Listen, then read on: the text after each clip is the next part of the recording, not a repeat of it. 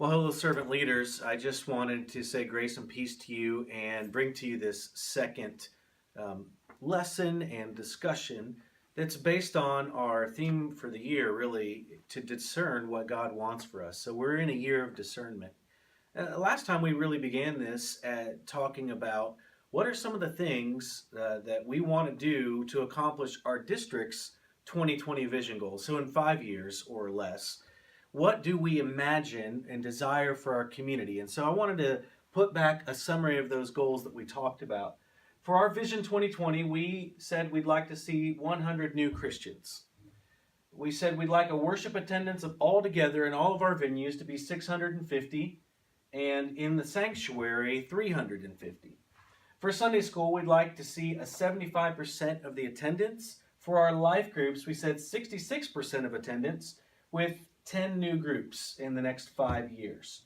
And then we said we'd like 10 new works. This could be a preaching point.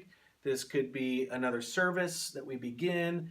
This could be another outreach to one of those assisted living facilities. Whatever it may be, we want to begin 10 new works, which is 2 a year.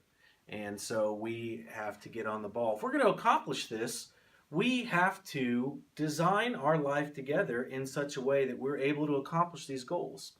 As we've heard before, many people will say the very definition of insanity is to keep doing the same things and expect different results. Now, again, we're not result-oriented completely. Sometimes being faithful to the gospel means that we can't accomplish that in the way that we think that we would, or the way other people down the street are, because being faithful to the gospel means something. For example, Creflo Dollar's church has 20,000 or more people that attend. Creflo Dollar also espouses the health and wealth gospel, that the purpose of Christianity is to both save you from sin and make you rich. So it's easier to grow a church in America where you promise that God's purpose for you is to make you rich. But that does mean we have to look at our system and our structure, because we are designed to get the results that we're getting on some level.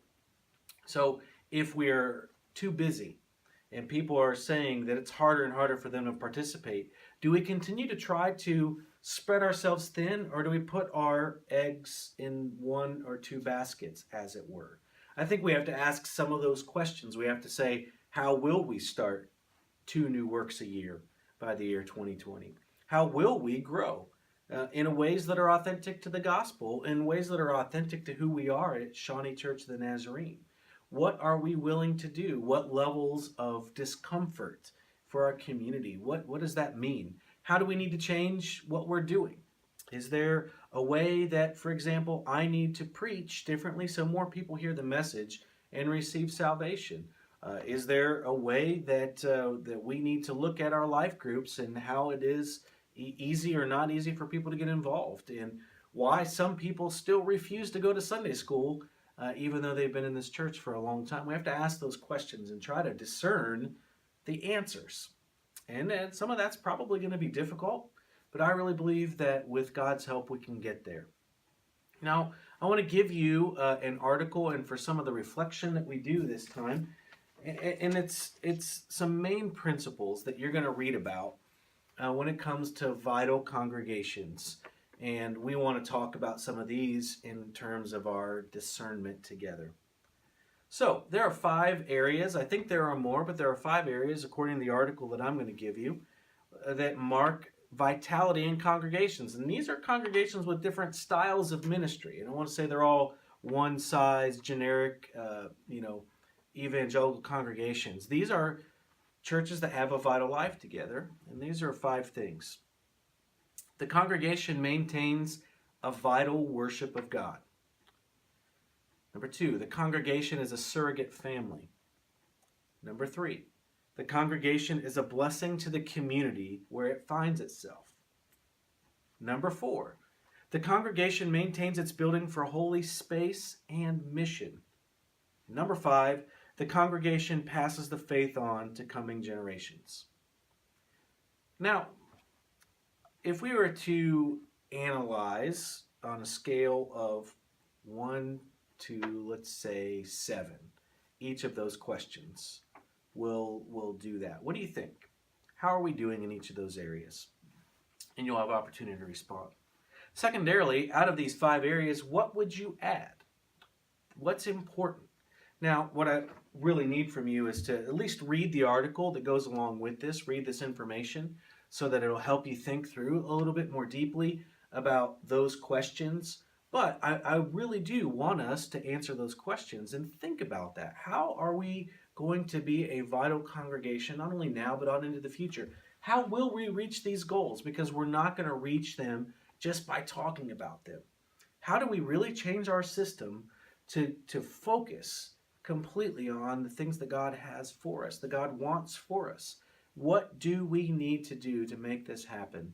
Now, obviously, a lot of this is going to first come through prayer and coming through discerning the right things in the leadership of the Spirit. As I said, this is not primarily a style question, but it is more or less a commitment question. What do we commit to? And what do we let go of? What do we prioritize? And what do we say, hey, that had its time, but now we need to move on? Those are the real hard questions for a community. And I think that that's what the board is for us to engage in this level of discernment, honest discernment together. Well, grace and peace to you. Thank you for listening to this video portion of the lesson. I love you and appreciate you. And I do believe that our best days are still ahead of us because our God, the God who promises to be who he will be into our future, the I am or I will be, is already out ahead of us preparing the way. So prayerfully read through this, think through this, and let's come back together and we'll talk here in our board meeting. I do want to say, if the Royals are playing, there will probably be people in the fellowship hall from 7 o'clock on, which includes you, but want us to make sure we get started at 7:45, and we will aim to end at 8:45 this time. So grace and peace, my friends. I will see you Wednesday night in 2 at 7:45.